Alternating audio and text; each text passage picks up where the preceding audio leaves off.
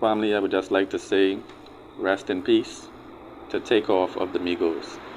Greetings, family. Welcome back to my channel. I just heard the news earlier that Takeoff of Migos was shot and killed in Houston. Alright, people are saying that Quavo and Takeoff were attending a dice game when the entourage that they were traveling with got into an altercation with the other entourage that was present at the game. You know, if we all know anything about the inner city, we know that these dice games always result in friends turning against friends, arguments, accusations, and death. Alright? People who play in these dice games don't know how to take a loss. And we know that that is the main reason why a lot of conflicts take place at dice games. When people lose a lot of money, sometimes they go and try to take their money back. Sometimes they go and accuse the other person of cheating. Sometimes a person will pick up the dice and throw them in the bush. You know, many things happen. I know if it happens in the Caribbean like that, I'm sure it also happens like that in the inner city in America. You know, these dice games often take place when people are inebriated, when they're under the influence of substances.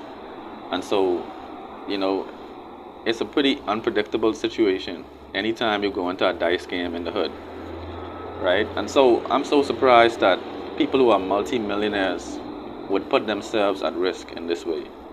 You know, I'm actually disappointed in Takeoff and Quavo for actually participating in this without being sure that their surroundings are completely safe and secure.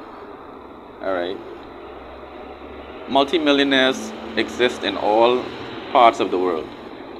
And I don't know why it is that rappers who attain significant amounts of money and wealth don't feel the need to protect themselves. Alright, they will go and put themselves in any dark alley, any back road, just for the purpose of fraternizing with people in the inner city, you know. And my thing is, there's nothing wrong with visiting the inner city. Sometimes you might feel more relaxed than at home in areas where there aren't many affluent people living there, you know. But apparently, after this incident, Quavo and Takeoff will no longer be able to move forward as a duo. Alright, it's very sad to see that all of this took place against the backdrop of their very public split as a group, where accusations are being traded on both sides, and some of their unity that we all know them for has been eroded to a significant extent. Okay, but family, I believe Takeoff was one of the most prolific writers and rappers in the history of rap. You know, because he developed a very lyrically dense style in a genre of music that isn't really known for being lyrically dense.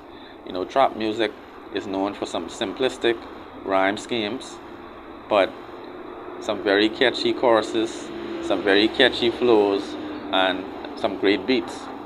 You know, but we don't really know trap rap to be a music that consists of many lyrically dense rappers and writers.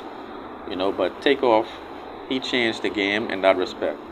Alright, many of the last 20 or 30 rappers to make it big can be compared to Takeoff and Quavo and Offset. You know, you can see where the inspiration would have come from. You know, but family, I would like to say rest in peace to Takeoff. I was glad to see these brothers move from humble beginnings to actually achieving a lot of fame, success, and wealth. You know, but in all of our attainment of wealth, we need to try and protect ourselves as much as possible. Alright? We've lost too many prolific entertainers.